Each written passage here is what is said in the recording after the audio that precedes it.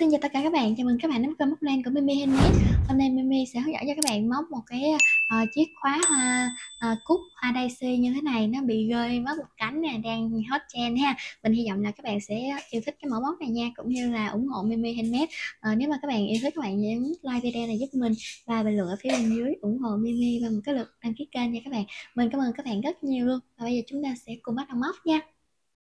Với cái mẫu móc này thì mình sử dụng len sợi tùy thích nha. Ở đây mình sẽ sử dụng Susan 4 nha các bạn. Loại này thì được xe từ 4 sợi. Nó xe cũng chắc đó và nó cũng nhỏ nhỏ xinh xinh đó. Và mình sẽ móc cái kim 2mm nè. Mình phối 3 màu như thế này ha, màu trắng, màu vàng với là màu xanh. Ở đây có cái màu nè các bạn. Ở đây là màu 37 nè, màu xanh 37 ha. Rồi màu vàng 16 và màu trắng số 06. Các bạn có thể là tham khảo nha. Chuẩn bị cho mình một cái khoen bi nè, ở cái khoen inox này nè, để mình treo cái cánh hoa rơi á các bạn.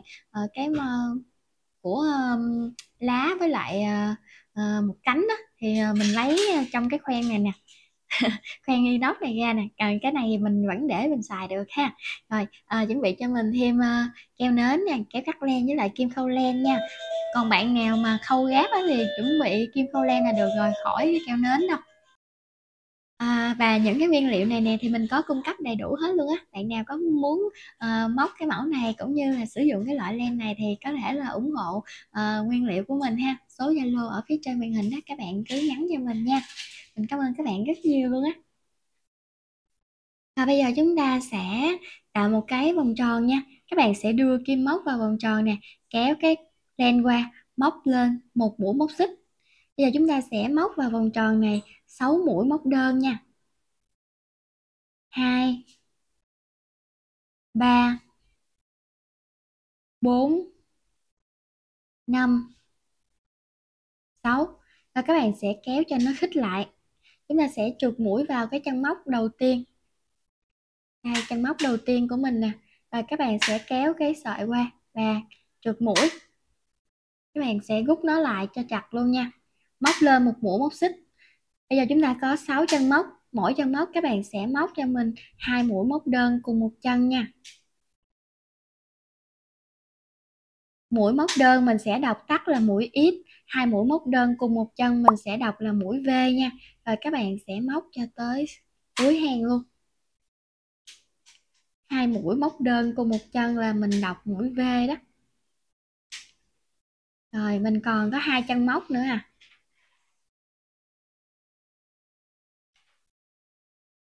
Như vậy là chúng ta đã có 12 chân móc rồi đó các bạn. Các bạn sẽ trượt mũi vào cái chân móc đầu tiên này ha. Kết thúc hàng móc thứ hai, chúng ta sẽ móc lên một mũi móc xích để móc hàng móc thứ ba. Đâm kim vào chân móc đầu tiên, chúng ta sẽ móc một ít. Chân thứ hai các bạn sẽ móc một V nha.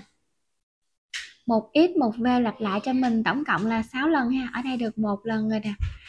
Lần thứ hai một ít một V. Rồi các bạn sẽ làm thêm cho mình 4 lần nữa nha. Mình đã móc đến cuối hàng móc thứ ba rồi. Bây giờ chúng ta sẽ trượt mũi và kết thúc hàng móc. Các bạn móc lên cho mình một mũi móc xích nha. Chúng ta sẽ móc hàng thứ tư và hàng thứ năm. Mỗi hàng sẽ là 18 mũi móc đơn á, 18 mũi ít, tức là mỗi chân chúng ta sẽ móc là một mũi. Các bạn sẽ móc cho tới cuối hàng luôn ha. Có 18 chân móc nè. Các bạn sẽ móc 18 ít cho mình tới cuối hàng móc thứ tư. Xong rồi các bạn sẽ trượt mũi và móc lên một mũi móc xích. Rồi chúng ta sẽ móc thêm hàng móc thứ năm y hệt như là hàng móc thứ tư nữa. Cuối hàng móc thứ năm thì mình sẽ gặp lại các bạn ha. Mình đã móc tới cuối hàng móc thứ năm rồi. Bây giờ chúng ta sẽ móc hàng móc thứ sáu nha các bạn. Móc lên một mũi móc xích.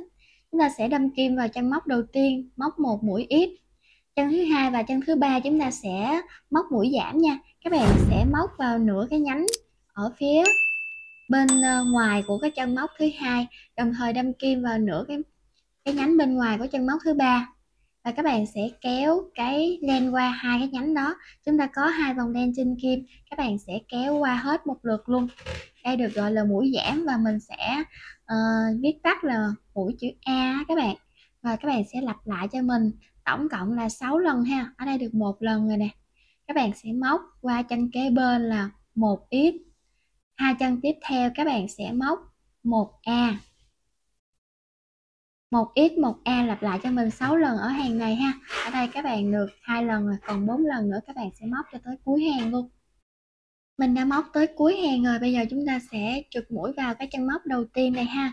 Kết thúc hàng móc thứ 6, móc lên cho mình một mũi móc xích. Ở cái cánh màu trắng á, các bạn cũng sẽ móc cho mình tổng cộng là 6 hàng giống hệt như là màu vàng này ha. 1 2 3 4 5 6. Rồi mình sẽ một lát nữa khi mà móc xong cái phần màu vàng mình sẽ hướng dẫn tiếp cho các bạn ở cái phần màu trắng nha.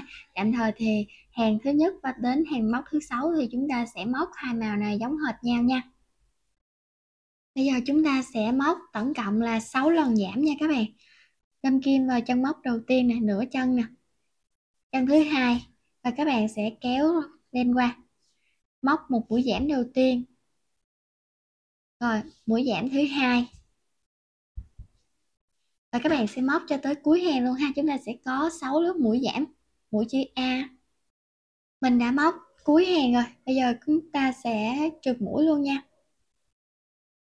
Rồi các bạn móc lên một mũi móc xích rồi cắt ra một cái đoạn len ha. Chúng ta sẽ lấy cái kim khâu len và xỏ cái còng len này qua. Bây giờ chúng ta có 6 chân móc, các bạn sẽ đâm kim vào cái chân móc thứ hai nè, nửa cái nhánh này ha, kéo lên, chân móc thứ ba kéo lên, chân thứ tư, chân thứ năm và chân thứ 6, rồi các bạn sẽ rút nó lại. Sau đó là chúng ta sẽ làm cho nó dẹp lại như thế này. Rồi các bạn sẽ đưa nó lên trên và chúng ta sẽ cắt nha. Bây giờ mình sẽ làm cái này thử coi chúng ta sẽ móc tổng cộng là bao nhiêu cánh ha. Này hồi nữa mình sẽ dán vô luôn nha các bạn.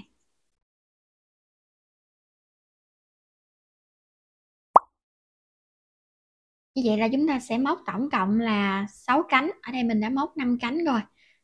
Thì mình sẽ móc thêm một cánh nữa là ở cái này ha. Rồi một lát nữa thì các bạn sẽ móc cho mình tổng cộng là 6 cánh nha. Như hồi nãy mình đã nói đó, hàng thứ nhất và đến hàng móc thứ 6 thì chúng ta sẽ móc giống hệt như phần màu vàng. Rồi bây giờ chúng ta sẽ móc cái phần màu trắng nha. Giờ lên hàng thứ 7 của cái phần màu trắng, các bạn sẽ móc cho mình mỗi chân là một mũi ít nha. Các bạn sẽ móc cho tới cuối hàng luôn, mỗi chân là một ít. Hàng thứ 7 mình đã móc tổng cộng là 12 mũi ít, và các bạn sẽ trượt mũi nha. Móc lên cho mình một mũi móc xích, các bạn sẽ móc cho mình một ít một a lặp lại cho tới cuối hàng ở hàng móc thứ 8 này nha. Một ít nè, một a,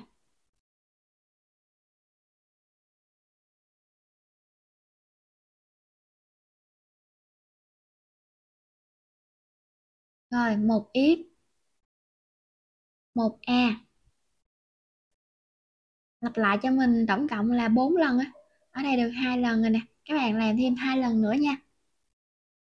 Mình đã móc xong hàng móc thứ 8 rồi, bây giờ chúng ta sẽ trượt mũi và các bạn sẽ móc lên một mũi móc xích và chúng ta sẽ cắt luôn ha, rồi rút cho chặt nó lại. Rồi các bạn sẽ đưa cái cọng len này lên, rút nó như vậy, rồi các bạn sẽ cắt luôn. Giờ lấy cái màu xanh ra, mình sẽ hướng dẫn cho các bạn móc cái phần lá nha. Tổng cộng làm 6 cái cánh màu trắng. Bây giờ các bạn sẽ móc cho mình một cái nút thắt trước nha. Rồi chúng ta sẽ móc lên 1 2 3 4 5 5 mũi móc xích nha các bạn. Chúng ta sẽ trượt mũi vào cái chân móc đầu tiên này. Rồi để tạo cái lỗ á, để máng cái kia vô, các bạn sẽ móc lên cho mình 9 mũi móc xích nha. 1 2 3 4 5 6 7 8 9. Rồi ở chân móc thứ 8 á, các bạn sẽ móc cho mình một mũi móc đơn nha. Chân móc kế bên các bạn sẽ móc một mũi nửa kép.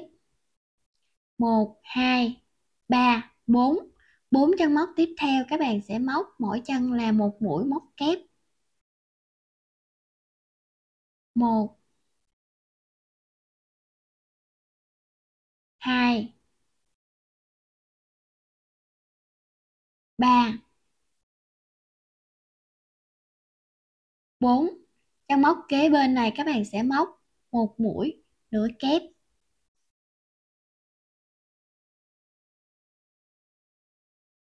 Chân móc cuối cùng này các bạn sẽ móc, cái này nãy quên giấu á các bạn. Tới đây này mình giấu cái cộng này luôn.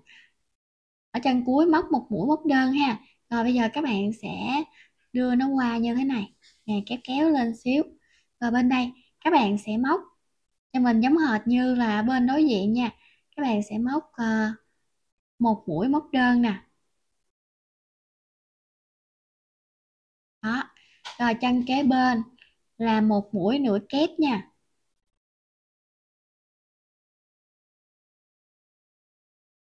4 chân móc tiếp theo mỗi chân là một mũi móc kép á. 1, 2,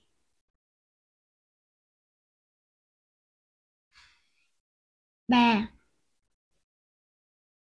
4. Chân kế cuối là một mũi nửa kép.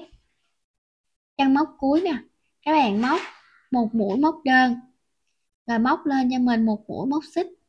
Các bạn sẽ đâm kim vào hai cái nhánh như thế này và thực hiện cho mình một mũi dời. Rồi sau đó là các bạn sẽ chụp mũi vào cái chân móc đầu tiên. Rồi làm như thế ha. Và chúng ta sẽ cắt len, rút nó lại. Sau đó là các bạn sẽ đâm kim từ ở bên trên, bên dưới đưa lên trên rồi kéo cái cọng len này xuống. Rồi chúng ta sẽ giấu cái cọng len này luôn.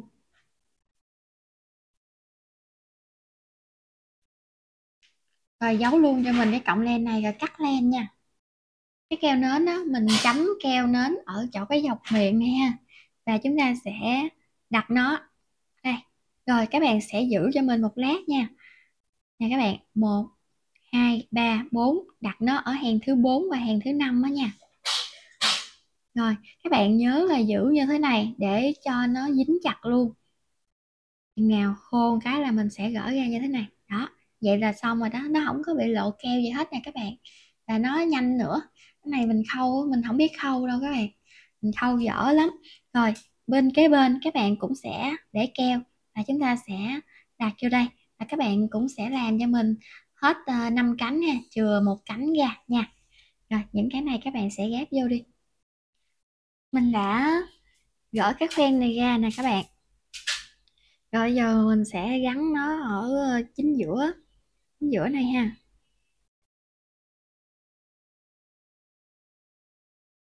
Gắn nó vô. Rồi lấy cái này các bạn sẽ bóp nó lại. Rồi các bạn sẽ để cho cái phần này nè nó đi vô trong. Bây giờ chúng ta sẽ lấy cái này, các bạn sẽ gỡ cái khoen này ra, chúng ta sẽ móc cái phần lá này vô ha. Nè. Mình có tới 2 cây là gỡ ra dễ lắm. Rồi các bạn sẽ móc nó vô.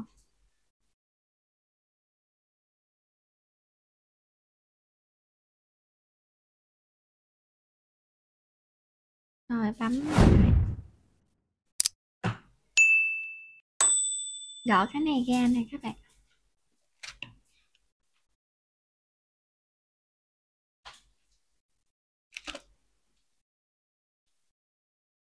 Treo nó lên đây ha. Rồi các bạn sẽ bấm nó lại.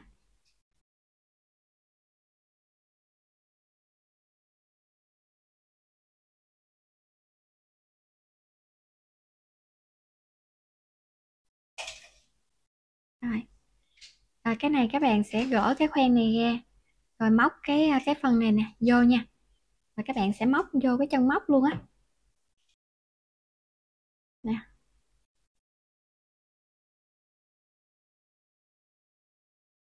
Rồi các bạn sẽ bóp nó lại nha. Rồi như vậy là nó toàn ten rồi đó. Và bây giờ chúng ta sẽ ra phía sau nè. Các bạn sẽ luồn cái nó này hơi khó luồn vậy ta. Nè, nó nằm chính giữa nè. Các bạn sẽ luồn cái cọng khóa bi á cho nó ra chính giữa như thế này ha. Rồi. Mẹ ơi, chú mũi nè. Ôi số mũi hả? À, và mình kéo nó qua luôn rồi đó các bạn. Giờ cái chúng ta sẽ đưa cái mục này vô ha. Rồi ờ, bóp nó lại. À, bóp cái lại vô. Đó. Rồi các bạn tức là cứ treo vô cái vật thể rồi mình hãy bóp lại. Ở đây là mình làm mẫu cho các bạn thôi. Mình hy vọng là các bạn sẽ yêu thích cái mẫu móc này nha. Nếu mà các bạn yêu thích, các bạn nhớ nhấn like video này giúp mình và bình luận ở phía bên dưới ủng hộ Mimi bằng cái lượt đăng ký kênh nha các bạn. Mình cảm ơn các bạn rất nhiều luôn, và mình cũng cảm ơn các bạn đã dành thời gian ra theo dõi hết video này và thực hiện cái mẫu móc này cùng mình nha. Bây giờ mình xin chào tạm biệt các bạn và hẹn gặp lại các bạn ở những clip sau nha. Bye bye.